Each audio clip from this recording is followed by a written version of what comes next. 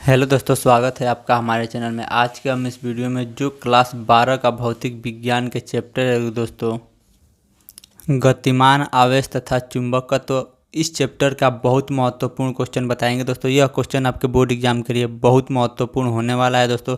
देखिए दोस्तों, यह क्वेश्चन आपके बोर्ड एग्जाम में कितना बार पूछा है। 2017 में पूछा है, 2018 में, 2019, 2020, 2021 में नहीं पूछा है, 2022, 2023 और 2024 में पूछा गया है।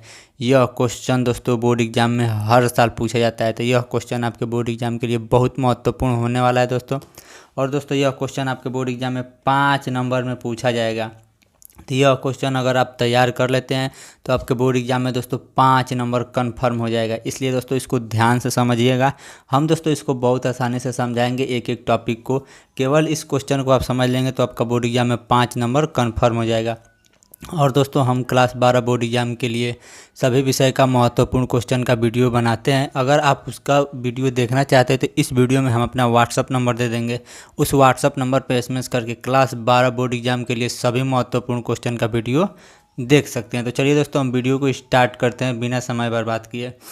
देखिए दोस्तों प्रश्न क्या है। बोर्ड एग्जाम में प्रश्न पूछेगा कि दो समांतर धारावाही चालक के बीच कार्य करने वाला बल का सूत्र ज्ञात कीजिए। हमें क्या ज्ञात करना है दोस्तों? दो समांतर धारावाही चालक, मान लीजिए दो तार ले रहे हैं, यह और यह दो तार हो गया।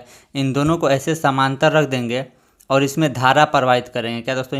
ये दोनों तार में जब धारा प्रवाहित करेंगे तो इसमें कुछ बल लगेगा, तो वही बल का हमें सूत्र ज्ञात करना है। तो देखिए हम यहाँ पे चित्र बनाकर आपको समझा रहे हैं। देखिए मान लीजिए यहाँ पे एक तार हो गया, ठीक। इसमें हम कितना धारा बहा रहे हैं दोस्तों? इसमें हम करंट दे दिए I1 और यहाँ पे एक तार रख दिए। समांतर का मतलब होता है कि एकदम दोनों सीधा रहे, और इसका नाम दे दिए हम I2। तो इसके कारण इस पर कुछ ऐसे बल लगेगा F, और इसके कारण इधर कुछ बल लगेगा F। तो यही बल हमें ज्ञात करना है, बल का सूत्र। इन दोनों के बीच की दूरी हम लोग क्या मान लेंगे दोस्तों? R है, ठीक। इन दोनों के बीच की दूरी क्या है? R है। तो देखिए यहाँ पे लिख दिए हैं दो समांतर धारावाही चालक। यह क्या होगा दोस्तों? दो समांतर धारावाही चालक। तार का मतलब यह तार ले लिए हैं। चालक उसी कहते हैं जिसमें विद्युत धारा प्रवाहित हो जाता है, उसे हम लोग क्या कहते हैं? चालक। जिससे तार है वो उसमें विद्युत धारा प्रवाहित हो जाता है तो उसे चालक कहते हैं। के बीच लगने वाला बल, इन दोनों के बीच लगने वाला बल का हमें सूत्र ज्ञात करना है। तो सबसे पहले इसमें हम जो चित्र में बनाए हैं उसको हम लिख देते हैं।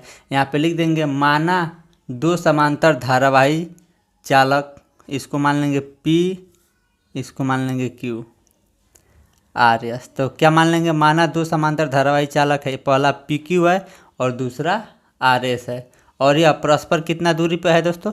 R दूरी पर रखा गया है, तो हम इसको लिख दे रहे हैं।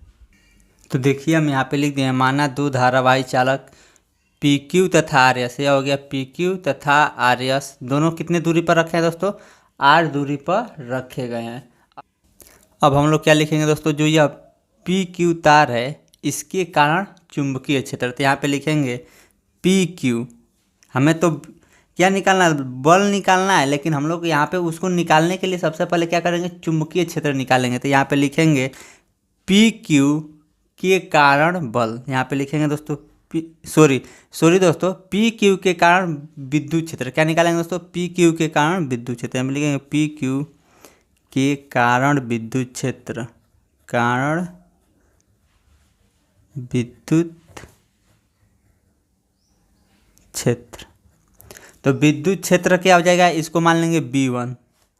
विद्युत क्षेत्र बराबर हो जाएगा V1 बराबर, B को क्या करते हैं दोस्तों? विद्युत क्षेत्र प्रदर्शित करते हैं B से, विद्युत क्षेत्र को B से प्रदर्शित करते हैं। तो B बराबर सूत्र क्या हो जाएगा दोस्तों? μ0/2π। यह सूत्र होता है दोस्तों, हम आपको बता दिए हैं। अगर आप इसको नहीं देखें तो कोई दिक्कत नहीं है, इस वीडियो के अंत में वीडियो आ जाएगा, वहाँ से आप देख लीजिएगा। उसके बाद होता है दोस्तों कोष्टक में धारा कितना है दोस्तों? I1 है, I1 और बट्टे दूरी क्या है दोस्तों? इन दोनों के बीच की दूरी R है। तो यह V1 बराबर सूत्र हो जाएगा, ठीक। तो देखिए दोस्तों इतना समझ में आ गया। PQ के कारण विद्युत क्षेत्र, तो विद्युत क्षेत्र बराबर सूत्र यही होता है μ0/2π कोष्टक में I1/R। I क्या होता है? धारा होता है। तो यहाँ पे I1 है तो I1 लिखेंगे, और दूरी क्या है? R है तो R लिखेंगे। अब आगे क्या निकालेंगे दोस्तों? जो यह तार है आर एस, आर एस की लंबाई पर बल, जो तार आर एस है इस पे विद्युत क्षेत्र निकालेंगे और इस पे क्या निकालेंगे, बल। तो तार आर एस पर बल, तो यहाँ पे लिखेंगे तार,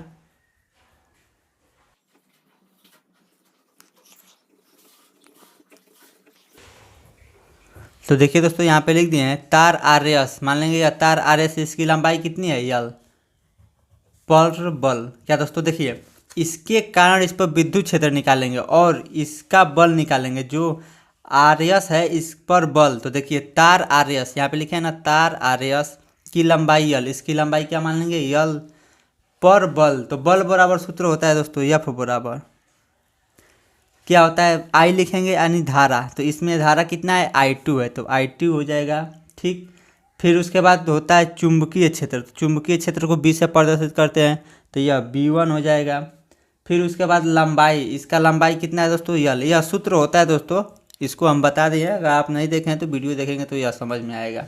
उसके बाद होता है साइन थीटा।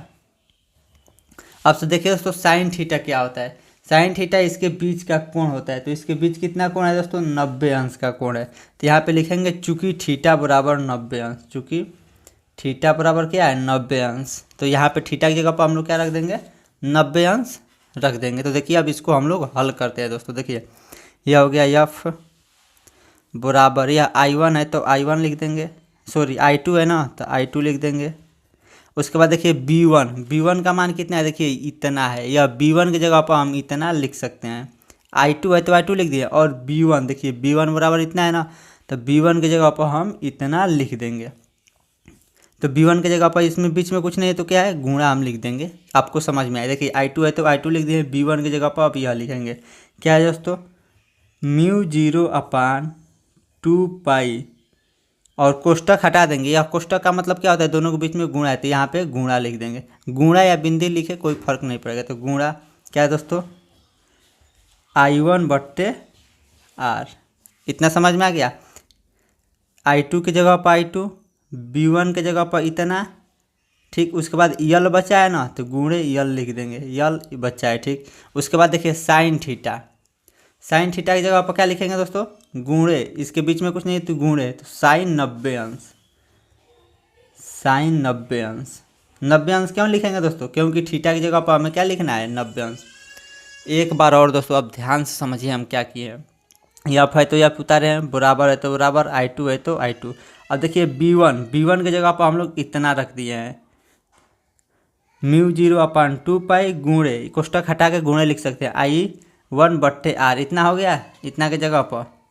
अब इसके बाद क्या है यल है तो यल को लिखें, फिर साइन थीटा है तो थीटा की जगह पर 90 अंश लिखा है तो साइन लिखे और थीटा की जगह पर 90 अंश लिखे। अब इसको हम लोग हल करेंगे, अब देखिए क्या हो जाएगा एफ बराबर, अब देखिए इसमें क्या करेंगे, इसको पहले लिखेंगे, यह क्या है दोस्तों μ0/2π, इसको लिख दिए, यानी इसका काम खत्म, जिसका काम खत्म हो जाएगा उस पर रेखा खींच देंगे।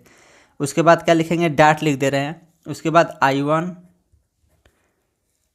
यह I2 है तो I2 भी दोनों को साथ कर ले रहे हैं, और बट्टे R है तो R, यानी इसका भी काम खत्म, I1/R लिखा गया और इसका भी काम खत्म। आपको समझाने के लिए इसे चिन्ह खींच रहे हैं, ठीक।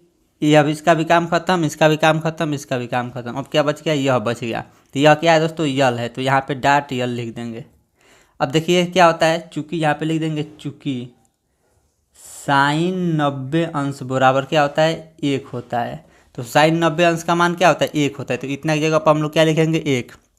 तो गुणे 1 लिखे या न लिखे कोई फर्क नहीं पड़ेगा, क्योंकि किसी भी संख्या में 1 से गुणा करे तो कोई दिक्कत नहीं है। तो हम लिख भी सकते हैं गुणे 1, या नहीं भी लिखेंगे तो कोई दिक्कत नहीं, इसकी जगह पर क्या लिखना है 1। अब इतना बच गया, तो यह हो गया दोस्तों एफ बराबर μ0/2π I1 I2/RL, यही बल का सूत्र हो गया दोस्तों। अब दोस्तों अब यह भी निकाल सकते हैं तार RS की प्रति मीटर लंबाई पर बल। क्या दोस्तों जो यह तार RS है इस पे प्रति मीटर लंबाई पर बल कितना होगा, तो देखिए हम इसको भी ज्ञात कर रहे हैं, यहाँ पे लिख दे रहे हैं